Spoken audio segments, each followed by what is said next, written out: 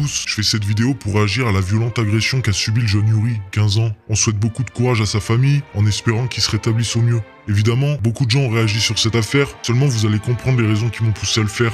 Pour ceux qui se demandent pourquoi je le fais d'une manière anonyme, c'est que l'important n'est pas qui je suis, mais ce que j'ai à dire. Ainsi, en étant personne, je vais arriver à dire ce que personne dit. Bref, pour en revenir sur l'affaire dont il est question ici, j'aimerais parler des nombreuses réactions qu'elle a suscitées et suscite encore sur la plupart des réseaux sociaux, notamment celui symbolisé par un oiseau bleu, connu pour être un lieu de discours nuancé et d'analyse approfondie.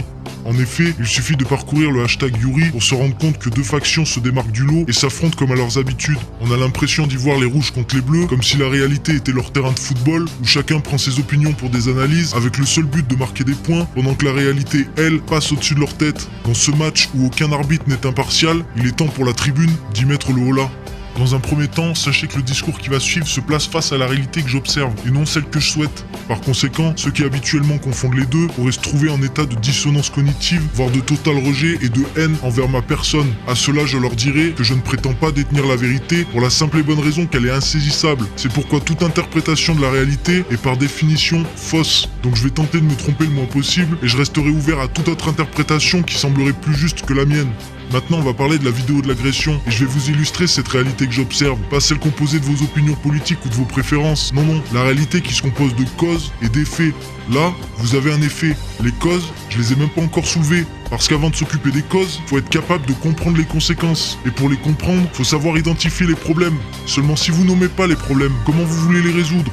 Alors je vais vous donner tout de suite un exemple à travers cette vidéo. Donc là, on voit le jeune Yuri se faire massacrer par 10 individus. Sur ces 10 individus, je fais le pari avec vous que la grande majorité sont des Français, n'en déplaise à ceux qui voient là un problème d'immigration. Par contre, je prends un second pari avec vous, c'est que sur ces Français, la majorité, sinon la totalité, se trouve être d'origine maghrébine ou plus largement du continent africain, n'en déplaise à la bien-pensance. Après, libre à vous de penser que mon pari est risqué, seulement pour ceux qui parieraient sur autre chose, mais allez-y, lancez les paris, et on verra bien à combien les bookmakers placent les cotes. Et si jamais ils placent mon pari à 100 contre 1, je peux vous dire que même dans les quartiers, ils vont se mettre à miser. Ça serait beau qu'ils sortent de la misère en misant sur votre hypocrisie, vous pensez pas ?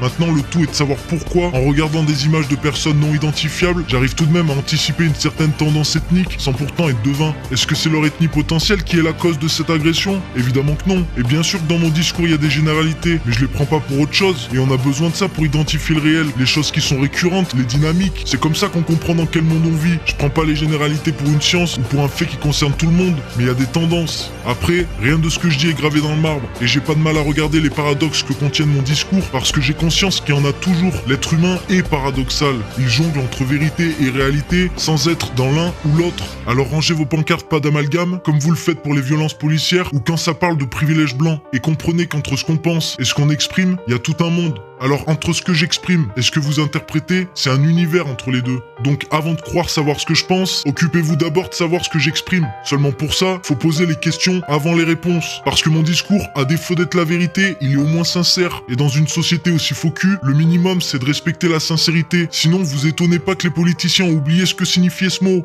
À présent, on va revenir sur la vidéo de l'agression et je vais vous la commenter, vous partager une expérience de quelqu'un qui connaît la violence en groupe et vous donner une analyse qui a du sens pour comprendre comment les choses peuvent déraper comme ça. Donc là, pendant les 10 premières secondes, on a un passage à tabac en règle très violent, y a pas à chier là-dessus. Par contre, après 10 secondes, premier coup de marteau à la tête, on bascule dans l'ultra-violence et la surenchère. Pourquoi ? Parce que quand t'es en mal d'estime de toi, ton estime elle passe à travers le regard des autres. Et à un certain âge, et surtout dans un milieu où la violence est quotidienne, tu confonds souvent l'estime, le respect et la réputation. Donc qu'est-ce qui se passe quand t'as un effet de groupe comme ça ? Tu veux montrer que t'es le plus violent de la bande, parce que c'est pas celui qui fera la phrase la plus philosophique qui en imposera le plus aux yeux des autres. Donc après les coups de marteau à la tête, à 13 secondes, on a un gros coup de pied avec élan façon dégagement de football. Parce que lui, ce qu'il veut montrer, c'est pas au mec par terre ce qu'il veut montrer, c'est au groupe. Parce que le mec par terre, il bouge plus, C'est bon, il va pas faire le malin, il est fini. Il veut montrer à tout le monde qu'il a pas peur de le tuer sur un seul coup de pied. Pour dire aux autres, moi je suis l'alpha, moi. Moi je nique des mères, moi. Moi je suis un cramé, personne peut rivaliser. Voilà ce qu'il veut dire. Donc là, après, on passe dans la surenchère. Par conséquent, on a le même qui avait mis les premiers coups de marteau, qui revient avec un chassé dans la gueule pour finir carrément sur une exécution en lui mettant 2 gros coups de marteau à la tête, comme pourrait affirmer sa place de dominant au sein de la meute. Parce que j'aimerais rappeler à beaucoup de gens qui apparemment l'ont oublié, que l'être humain c'est aussi un animal. Il est pas forcément bestial, mais il peut le devenir. À ce sujet, vous pouvez lire La psychologie des foules de Gustave Le Bon, et vous vous rendrez compte que votre conscience, elle est peut-être plus inconsciente que ce qu'on a tendance à croire. Alors après les 2 coups de marteau, regardez le comportement comme ils s'écartent. Ils sont encore pleins d'adrénaline, mais ils se mettent à réfléchir, ils réalisent. Parce que là, vous croyez qu'ils savent pas qu'il est peut-être mort? Aucun d'entre eux n'osera le dire, mais c'est la panique. Regardez lui comme il se comporte. Vous avez l'impression qu'il sait ce qu'il fait. À la fin, il sait même plus dans quelle direction il doit se barrer. Bon, à travers cette première vidéo, j'ai seulement traité certains aspects des conséquences auxquelles on se confronte aujourd'hui. Donc pour ceux qui sont intéressés d'approfondir les causes, je vous invite à regarder la seconde partie de cette vidéo qui sortira prochainement sur cette chaîne. Donc n'hésitez pas à commenter, ça pourrait nourrir la seconde partie de la vidéo sur laquelle je travaille. Donc voilà, merci d'avoir écouté et j'espère que ça apportera quelque chose de nouveau dans le débat.